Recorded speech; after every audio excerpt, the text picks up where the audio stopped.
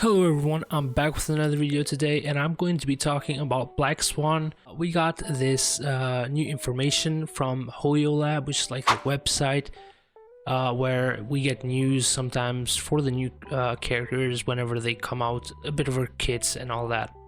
So this is her character preview. It says Black Swan Starrail Ripples in Reflection. Character overview: Black Swan is a DPS character capable of inflicting the enemy with Arcana. Through various means, Arcana is a unique form of DOT. That's going to be interesting to see like what it does, like what is Arcana in combat. Black Swan can trigger various additional effects based on the number of Arcana stacks on the enemy target. Down below we have character preview traces. So we have the three traces.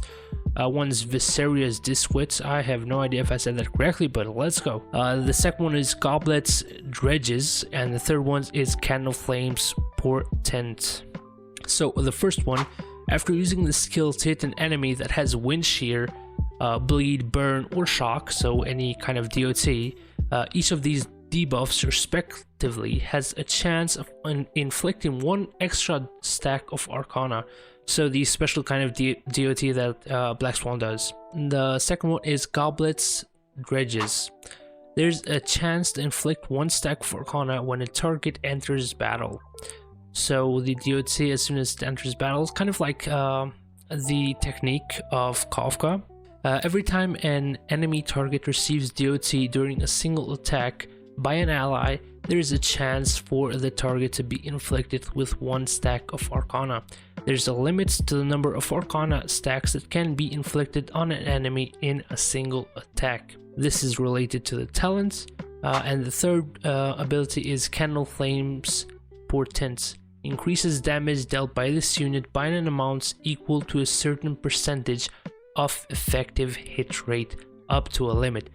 What this tells us is basically we're gonna have to build up her effective hit rate for a bit. We do not know the exact number or limits of the effective hit rate before we hit diminishing returns, or we just effectively hit the limit. This is related to her talent, which it says here is Loom of Fate's Caprice. Leveling materials for all those guys that want to pre-farm. I'm sure leaguers have already told us, but yeah. So we need Extinguished Core. There's a new one. It's called Fiery Spirit. That's probably a new boss. And then Past Evils is the boss material, like the weekly material. It's the one we got with Runmay's version. And Ascension materials are basically Extinguished Core and Ascendant Debris. Okay, now let's go down to her main stuff, the technique. I have no idea how to say that, so I'm not gonna butcher it. First of all, at the beginning of the next battle, there is a chance to inflict a stack of Arcana on each enemy. If Arcana is successfully inflicted on the enemy, this effect will be repeated on the affected enemies until it fails to inflict Arcana on any of them. The retrigger chance of inflicting Arcana will be lowered with each successful Arcana inflicted on the target. So basically, there's a chance to inflict the dots on each enemy at the beginning of battle if you use the technique before the battle. If the Arcana is successfully landed on the enemy, the effect will be repeated until it fails. So you can go up to maybe 3 stacks on the same enemy of Arcana going over and over, but the chance of success lowers with each stack applied. Which means if you're extremely lucky, you could land like super high Arcana stacks right off the bat. Next is the basic attack. Basically just deals wind damage to a single target with the chance of inflicting one stack of Arcana. And if the hit enemy currently has Wind Shear, Bleed, Burn, or Shock, each respectively has a chance of additionally inflicting one more stack of Arcana onto the enemy. Next is the talents, Loom of Fate's Caprice.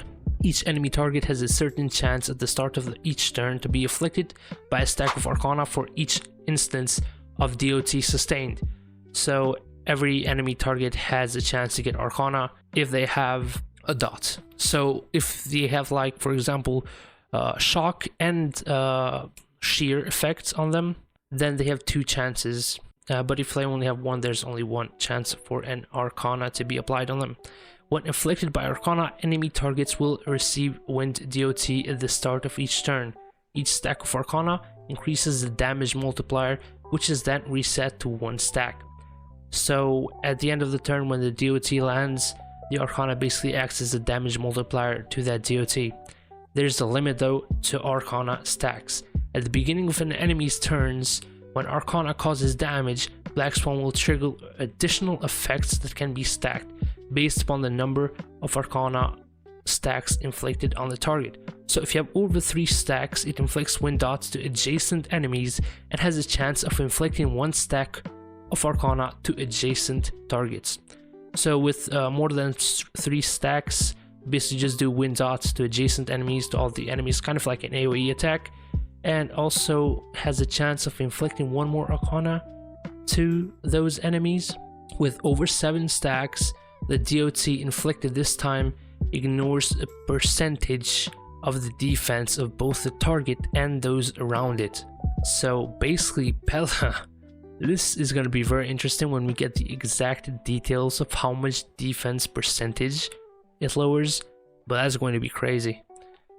Next is the skill Decadence False Twilight. Deals wind damage to a single target enemy and adjacent targets. At the same time, there's a chance of inflicting 1 stack of Arcana on the target enemy and adjacent targets. There's a chance of reducing the defense of the target enemy and the adjacent targets, lasting for a certain number of turns. So from what we see, she basically applies Arcana and also has a chance for reducing their defense of all the targets because it does AoE damage. So at most it's going to be like 3 targets. So this lasts a certain number of turns, the debuff with like the defense lowered, but we'll just have to see how many. We don't know exactly how many turns yet, but yeah, from what we also see, we can definitely say that we're gonna need effective hit ratio on her relics. Ultimate, so this is probably the most important part. Bliss of Otherworld's Embrace applies Epiphany. Okay, I'm not gonna say that. Applies that status effect on all enemies for a certain number of turns. Enemies affected by the status effect take more damage in their turn. Their Arcana effect is regarded as Wind Shear, Bleed, Burn, and Shock effects. That's crazy. It basically turns the Arcana effect into all different DOTs.